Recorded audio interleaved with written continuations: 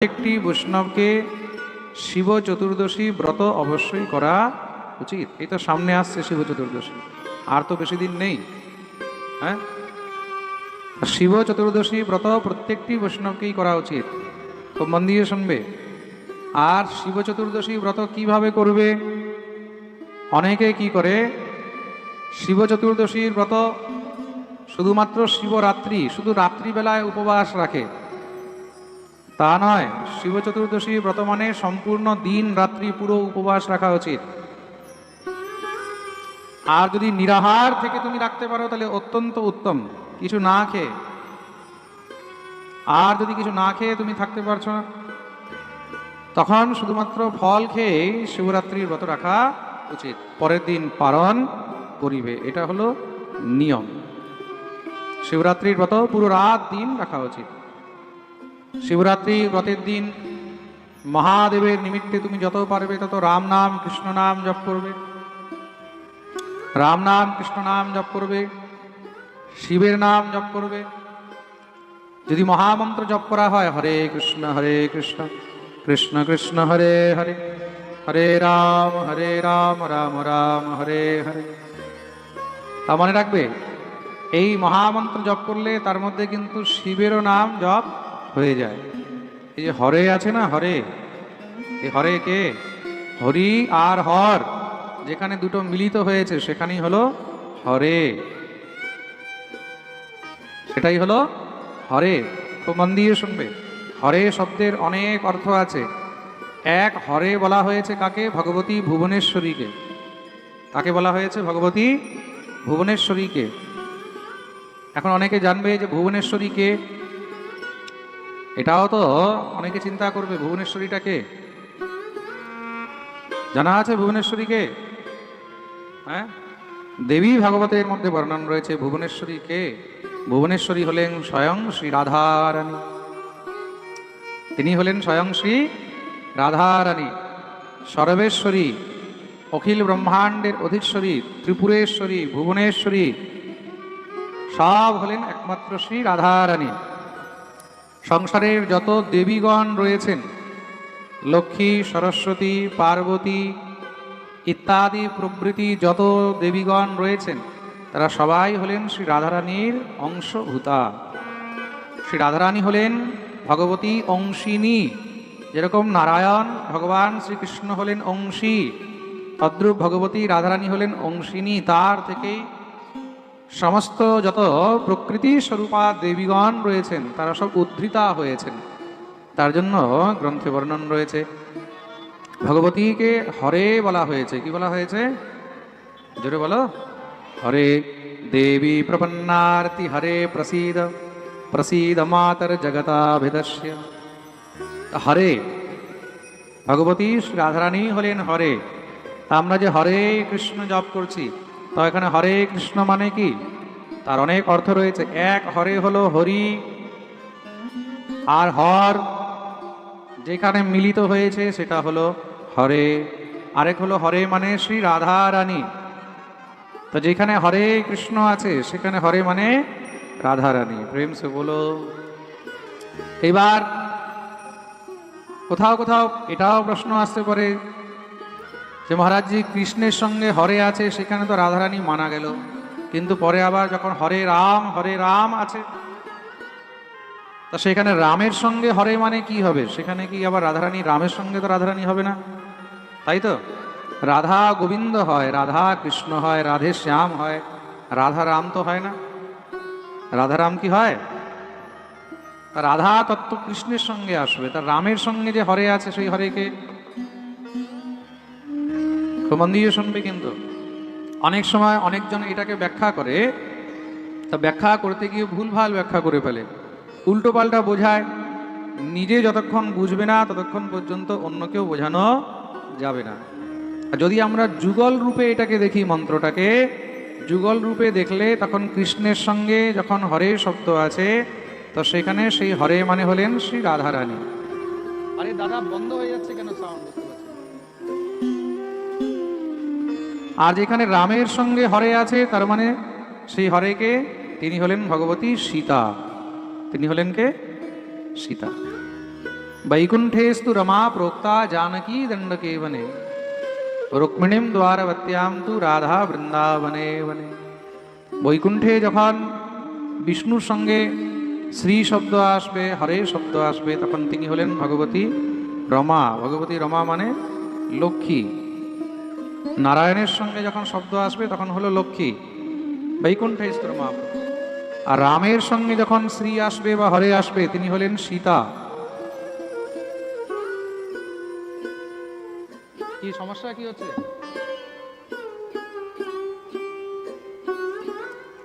রামের সঙ্গে যখন আসবে তখন সেইটা হলো কে? জোরে বলো। সীতা। রুক্মিণীম দ্বারবত্যাম তু, যখন দ্বারকাধীশের সঙ্গে শ্রী আসবে, হরে আসবে, সেটা হলেন ভগবতী রুক্মিণী। আর রাধা বৃন্দাবনে বনে, যখন বৃন্দাবনের গোবিন্দের কথা আসবে তখন সেখানে কৃষ্ণের সঙ্গে রাধা আসবে। প্রেম সে বলো। তার জন্য হরি আর হর এই দুইজনই হলো আমাদের শ্রেষ্ঠ উপাস্য। হরকে ছাড়া হরিকে পাওয়া যায় না। হরের কাছে গিয়েই তারপরে তুমি হরির কাছে যেতে পারবে। প্রেম সে বলো, জোর সে বলো, আরো জোরে, আরো জোরে, শুনতে পাচ্ছি না। সবাই দোনো হাত তুলে জয় জয় শ্রী রাধে বলিয়ে শিব শঙ্কর ভগবান কি জয়। পঞ্চমুখে রাম নাম করে ত্রিপুরারি। মহাদেব থেকে বড় বৈষ্ণব এই সংসারে আর কেউ নেই। তো মন দিয়ে শুনবে, ব্রহ্মার 4টি মুখ আছে। কতটি মুখ আছে? 4টি। আর মহাদেবের 5টি মুখ আছে। কটি মুখ আছে? 5টি মুখ। তার জন্য মহাদেবের এক নাম হলো পঞ্চানন। কি নাম? পঞ্চানন। পঞ্চানন নাম, বুঝতে পেরেছ? আবার আমাদের এসব দিকে গ্রামে গঞ্জে যদি কারোর নাম পঞ্চানন হয় তাকে আবার মানুষ শর্টকাটে পাঁচু পাঁচু বলে, হ্যাঁ তাই না? হ্যাঁ, পঞ্চানন মানে আবার আমি আগে জানতাম না, এখন বাংলায় প্রায় জায়গায় দেখি অনেকে বলে পাঁচু। তাহলে পাঁচু আবার কেমন নাম রে ভাই? বলে না না বাবা, আমার নাম পঞ্চানন, গ্রামে সবাই বলে পাঁচু। ভাগ্যিস ভালো পাঁচু বলে, কেউ পচা বলে না, তাহলে তো আরো হয়ে যাবে। দুজন বলছে মহারাজ পচাও বলে আবার, কি অবস্থা! তাও নাকি এরকম হয়? প্রেম সে বলো। পঞ্চমুখে রাম নাম গায় ত্রিপুরায়। কালকে আমরা মহাদেবের দিব্য চরিত্র বর্ণন শ্রবণ করলাম। শিব থেকে বড় বৈষ্ণব, শিব থেকে বড় ভক্ত এই সংসারে আর কেউ নেই। তার জন্য স্পষ্ট রূপে ভাগবতে প্রমাণিত করে লিখে দিয়েছেন, বৈষ্ণবানাম যথা শম্ভু। বৈষ্ণবদের মধ্যে শ্রেষ্ঠ হলেন দেবাদিদেব মহাদেব।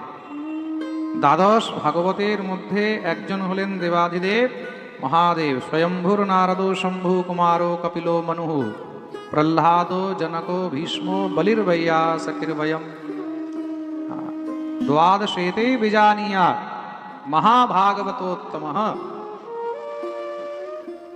এই সংসারের মধ্যে 12 জনকে মহাভাগবত বলা হয়েছে। কতজনকে? জোরে বলো। 12 জনকে। 12 জন যাদেরকে দ্বাদশ মহাভাগবত বলা হয়েছে। দ্বাদশ মহাভাগবত মানে ভগবানের অত্যন্ত প্রিয় ভক্ত। ভগবানের ভক্ত তো অনেক আছে, ভক্তের কি কোনো কমি আছে? ভক্ত তো লক্ষ লক্ষ আছে, কোটি কোটি আছে। ভগবানের ভক্ত তুমিও, ভগবানের ভক্ত আমিও, তাই তো? কি মহারাজ, ঠিক না? তোমরাও ভক্ত, আমরাও ভক্ত, কিন্তু সবাই তো আর ভগবানের প্রিয়জন নয়।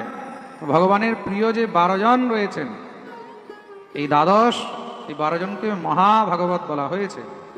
তার মধ্যে একজন হলেন কে? দেবাদিদেব মহাদেব। ধ্যায়ে নিত্যম মহেশম রজতগিরিনিভম চারুচন্দ্রাবতংসম রত্নাকল্পোজ্জ্বলাঙ্গম পরশু মৃগভরাভীতিহস্तं প্রসন্নম পদ্মাসীനം সমন্তাৎ स्तुतममरगणैर् व्याघ्रकृत्यं वसानं विश्वाद्यं विश्ववन्द्यं निखिलभयहरं পঞ্চবক্ত্রম ত্রিনেত্রম। শিবের সমান দাতা কেউ নেই, শিবের সমান ভক্ত কেউ নেই। তো মন দিয়ে শুনবে, শিবের সমান উদার কেউ নেই, শিবের সমান সরল কেউ নেই। তার জন্য তার একটি নাম হলো ভোলা। একটি নাম কি? ভোলা, ভোলানাথ। যে যেইভাবে ভোলেনাথকে মহারাজ যা বুঝিয়ে দেয়, যে যেইভাবে যা করে দেয়, মহাদেব তাতেই প্রসন্ন। যে যা মহাদেবকে দিয়ে দিচ্ছে, মহাদেব তাতেই প্রসন্ন। তার জন্য শিব চরিত্রকে শ্রেষ্ঠ চরিত্র বলা হয়েছে। শ্রী সুখদেব প্রভু বলছেন, ইদম পবিত্রম পরমীশ চেষ্টিতম যশস্য মায়স্য মঘৌগমর্ষণম ইয়ো নিত্যদা কর্ণ নরোন কীর্তয়েত ধুনোত্যঘম কৌরব ভক্তি ভাবতঃ। যে জীব শ্রদ্ধা সহকারে এই হরিহর চরিত্র বর্ণন শ্রবণ করে, মহাদেবের চরিত্র বর্ণন শ্রবণ করে, তার সমস্ত পাপ নাশ হয়ে যায়, তার যশ বৃদ্ধি হয়, যশস্যম আয়ুষ্যম, তার আয়ু বৃদ্ধি হয়, তার সমস্ত পাপ নাশ হয়। কেন? শিব হলেন স্বয়ং পরম মঙ্গলময়। শিবকে মঙ্গলময়। খুব মন দিয়ে শুনবে কিন্তু। শিবম করোতি কল্যাণম, যে জগতের কল্যাণ করে তার নামই হলো শিব। তিনি শুধু মঙ্গলই মঙ্গল করেন, অমঙ্গল কখনো করেন না। যিনি জগতের সর্বদা সবসময় শুধু মঙ্গলই মঙ্গল করছেন, তিনি হলেন শিব। কেউ যদি ভাবে যে শিবকে ছেড়ে আমরা ভগবানকে পাবো, গোবিন্দকে পাবো, কখনো সম্ভব নয়। ভগবান শ্রীরামচন্দ্র স্বয়ং বলছেন, শিবদ্রোহী মম দাস কাহাবা তে নর সপনে হু মোহি ন পাবা। যেই জীব মহাদেবের সঙ্গে শত্রুতা করে আর আমাকে পাওয়ার চেষ্টা করে, সে আমাকে স্বপ্নেও কখনো পেতে পারবে না। তাহলে কি বৈষ্ণবদেরকে শিব পূজা করা যায়? নিশ্চয়ই করা যায়। প্রতিটি বৈষ্ণবকেই শিব পূজা করা যায়। বৈষ্ণবের জন্য শিব পূজাতে কোথাও কোনো নিষেধ নেই। শ্রী সুখদেব প্রভু মনু মহারাজের দুটি পুত্রের বংশ বর্ণন আরম্ভ করলেন। দুই পুত্র কে কে? প্রিয়ব্রত আর উত্তানপাদ। প্রিয়ব্রত উত্তানপাদ শতরূপাপতে সুত বাসুদেবস্য কলয়া রক্ষায়াম জগতঃ স্থিত। বড় পুত্র প্রিয়ব্রতকে রাজ্য দিচ্ছেন, কিন্তু প্রিয়ব্রতের এই রাজত্ব উপভোগ করার মন নেই। জীবের যদি সংসারে রুচি না হয়, ঘরের মধ্যে যদি ছেলের বা মেয়ের সংসারে রুচি না হয়, যদি সে বিবাহ ইত্যাদি না করতে চায়, তখন তাকে জোর করে কখনো সংসারে ঢোকাতে নেই। সুতরাং প্রিয়ব্রত তপস্যা করতে, সাধনা করতে বনে চলে গেলেন। তখন মনু মহারাজ নিজের ছোট পুত্র উত্তানপাদকে রাজত্ব দিয়েছেন। উত্তানপাদের বিবাহ হলো, তার স্ত্রীর নাম হলো সুনীতি। ভগবতী সুনীতি থেকে কোনো সন্তান হয়নি, তখন গিয়ে রাজা দ্বিতীয় বিবাহ করলেন। দ্বিতীয় স্ত্রীর নাম হলো সুরুচি। খুব মন দিয়ে শুনবে। আপনি বিবাহ করেছেন, সেই বিবাহের মধ্যে যদি কোনো কারণে সন্তান উৎপত্তি না হয়, তখন দ্বিতীয় বিবাহ করলে তাতে কোনো দোষ নেই। মনুস্মৃতির মধ্যে খুব স্পষ্ট রূপে বর্ণন করা আছে। আর বর্তমান সময়ের কথা আলাদা। পূর্ব সময়ে প্রত্যেক স্থানে স্থানেই, সম্পূর্ণ ভারত ভূখণ্ডের মধ্যেই নয়, সম্পূর্ণ পৃথিবীর মধ্যেই বহু বিবাহ প্রথা ছিল। আর যেহেতু পুত্রার্থে ক্রিয়তে ভার্য়া পুত্রপিণ্ড প্রয়োজনম, বিবাহের উদ্দেশ্য একমাত্র সন্ততির প্রাপ্তি, পুত্র প্রাপ্তি, স্পষ্টরূপে মনুস্মৃতির মধ্যে এবং পরাশর সংহিতার মধ্যে, যাজ্ঞবল্ক্য স্মৃতির মধ্যে যত স্মৃতি আর সংহিতা শাস্ত্র রয়েছে, তার মধ্যে বর্ণন রয়েছে, যতক্ষণ পর্যন্ত পুত্র উৎপন্ন হয় না, ততক্ষণ পর্যন্ত জীব পিতৃ ঋণ থেকে মুক্ত হয় না। কেন? পুত্র জন্মগ্রহণ করবে, সেই পুত্র তখন তার নিমিত্তে পিণ্ডদান করবে, পিতৃগণের নিমিত্তে তর্পণ করবে, তখন গিয়ে সেই তর্পণকৃত জল পিতৃগণ প্রাপ্ত করে। প্রেম সে বলো। তা পুত্র কামনার জন্য দ্বিতীয় বিবাহ করলেন। দ্বিতীয় বিবাহ যখন করেছেন, রাজা জানতে পারলেন যে সুনীতি গর্ভবতী, বড় রানী গর্ভবতী। কিন্তু ছোট রানী এসেছেন, ছোট রানী পরম সুন্দরী। আর শুধু তাই নয়, ছোট রানী অনেক মানিনী, অনেক প্রকারের কলা কৌশল ইত্যাদি জানে। রাজা তার প্রতি খুব আসক্ত হয়ে থাকে। মন দিয়ে শুনবে। আর বড় রানীর প্রতি উদাসীন হয়ে গেলেন। দেখতে দেখতে কিছু সময় পরে যখন সময়কাল আসলো, সুনীতির গর্ভ থেকে সন্তানের জন্ম হয়েছে। খুব সুন্দর একটি পুত্র হলো। পুত্রের নাম রাখা হলো ধ্রুব। বলিয়ে ধ্রুবজি মহারাজ কি। শ্রী ধ্রুবজি মহারাজ আস্তে আস্তে বড় হচ্ছেন। তথাপিও রাজা বড় রানী আর তার পুত্রের প্রতি উদাসীন থাকলেন। কিন্তু সুরুচি দেখছে আজ উদাসীন আছে, কিন্তু কাল দেখতে দেখতে যখন সময় বাড়বে তখন রাজার পুত্রমোহ হবে। মানুষের যত বয়স বাড়ে তত স্ত্রীর প্রতি আসক্তি কমে যায়, সন্তানের প্রতি আসক্তি বেড়ে যায়। এটা স্বতঃস্বভাব। যত বয়স বাড়বে ততই স্বামীর প্রতি আসক্তি কমে যাবে, সন্তানের প্রতি আসক্তি বেড়ে যাবে। এটাই হলো নিয়ম। স্ত্রীর প্রতি আসক্তি কমবে, সন্তানের প্রতি আসক্তি বাড়বে। তা সুরুচি দেখলেন যদি আমার সন্তান না হয় তাহলে রাজা আস্তে আস্তে আমার প্রতিও উদাসীন হয়ে যাবে। ভগবতী সুরুচি গর্ভাধারণ করলেন। কিছু সময় পরে তার গর্ভ থেকেও খুব সুন্দর একটি পুত্র হলো। পুত্রের নাম রাখা হলো উত্তম। শ্রী ধ্রুবজি মহারাজের বয়স এখন 4-5 বৎসর। ধ্রুবজি খেলতে খেলতে হঠাৎ করে একদিন দেখছেন পিতার কোলে ছোট ভাই উত্তম বসে আছে। বাবা তাকে কোলে নিয়ে আদর করছে, স্নেহ করছে। ধ্রুবের ইচ্ছা হলো যে আমারও তো পিতা, তার কোলে খেলার অধিকার তো আমারও আছে। কিন্তু এইভাবে তো বাবা কোনোদিন আমাকে কোলে নেয়নি। দৌড়ে গেলেন বাবার কাছে, বাবা বাবা আমাকেও কোলে নাও, আমাকেও কোলে নাও। কিন্তু মহারাজ উত্তানপাদ সুরুচির ভয়ে নিজের জ্যেষ্ঠ পুত্র ধ্রুবকে কোলেও নিচ্ছেন না। কেন? যদি সুরুচি রেগে যায়, যদি অভিমান করে আমার সঙ্গে কথা বলা বন্ধ করে দেয়। স্ত্রী আসক্ত রাজা পুত্রকেও কোলে নিচ্ছে না সংকোচের কারণে। কিন্তু কতক্ষণ? পুত্র যখন বারবার অনুনয় বিনয় করছে, পিতার বাৎসল্য ভাব জাগ্রত হল। পুত্রের প্রতি আসক্তি হয়েছে, নিয়ে কোলে বসালেন। যখনই কোলে বসিয়েছে, দূর থেকে সুরুচি এই দৃশ্য দেখছিলেন। সুরুচি এই দৃশ্য দেখে মনে মনে ভাবলেন, আজকে যদি কোলে উঠে বসেছে তার মানে কাল রাজ গদ্দিতেও উঠে বসবে। আর ধ্রুব যদি রাজা হয় তাহলে আমার পুত্র, সে তো ছোট বেটা, সে তার সেবক হয়ে থাকবে, দাস হয়ে থাকবে। আর আমি দাসের মা, মানে দাসী হয়ে থাকবো? না না, সেই দিন আসবেই কেন বলে সঙ্গে সঙ্গে গিয়ে মহারাজ রাজার কোলের থেকে ধ্রুবকে নিচে নামিয়ে দিলেন। যখনই নিচে নামিয়েছে ধ্রুব তো জোরে জোরে কাঁদতে লেগেছেন। মা আমার কি দোষ, তোর এত বড় দুঃসাহস, তুই মহারাজের কোলে উঠে বসেছিস? নবৎস নৃপতে দৃষ্টম ভাবানারোড়ুমর্হতি ন গৃহীত ময়া ইয়স্তম কক্ষাবপি নৃপাত্মজঃ। ধ্রুব বললেন, কিন্তু তিনি তো আমারও পিতা, তার কোলে বসার অধিকার তো আমারও আছে। সাবধান দুষ্ট কোথাকার, মহারাজের কোলে বসার অধিকার একমাত্র আমার গর্ভজাত সন্তানের আছে, অন্য কারোর নেই। সেটা কি করে সম্ভব? বলে, যাও গিয়ে তুমি তপস্যা করো। তুই তপস্যা করে তারপরে আমার গর্ভ থেকে জন্মগ্রহণ করবি, তখন গিয়ে তুই এই সৌভাগ্য পাবি যে তুই মহারাজের কোলে বসতে পারবি। তপসা রাধ্য পুরুষম তস্যৈবানুগ্রহেণ মে গর্ভে ত্বম সাধয়াত্মানম যদিচ্ছসি নৃপাসনম।